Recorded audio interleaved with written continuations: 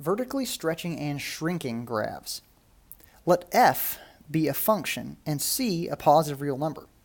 If c is greater than 0, the graph of y equals c times f of x, the function f of x being multiplied by c, is the graph of y equals f of x vertically stretched by multiplying each of its y coordinates by c.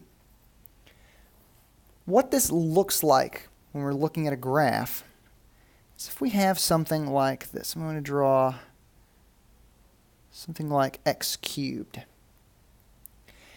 When I multiply each of my y values, if you notice, f of x represents our y values, our outputs. If we're multiplying those values by something that is larger than 1, then I get a value that is larger than the original. The value grows. So what it appears like is that my points are getting pulled further away from the x-axis. So my points are being pulled further away, and that happens in both directions.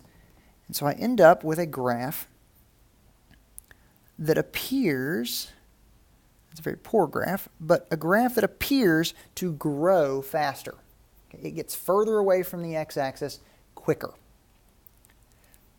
We call that a stretch. It's vertically stretched. If 0 is less than c is less than 1, if our value c is between 0 and 1, the graph of y equals c times f of x is the graph of y equals f of x vertically shrunk. Vertically shrunk by multiplying each of its y coordinates by c. Similar to what just happened, for values between 0 and 1, the y values are closer.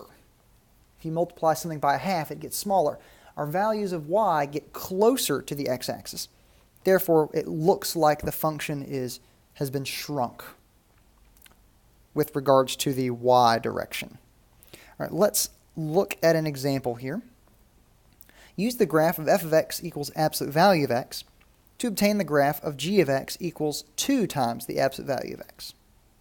Now, I've already drawn f of x here. And here I am multiplying my y values by 2. So whereas this first point is at 1, 1, now it will be at 1, 2. I have doubled it. Now 0, 0 still remains a value, a point on our graph. Now this point at 2, 2, well, I'm doubling the y value, so that will be at 2, 4. Similarly, I get 3, 6, and 4, 8 on this graph. If you notice, rather than growing at a rate of, if you think about our slope, up 1 and over 1, up 1 and over 1, okay, up 1 to the right specifically, instead, because this is a 2 absolute value of x, we are now increasing by 2. We rise 2 and go to the right 1. We increase 2, go to the right 1. And on the other end of this, we have a nice reflection going on here. We have the point negative 1, 2, negative 2, 4, negative 3, 6, negative 4, 8. And there is our function, the absolute value of x, stretched by a factor of 2.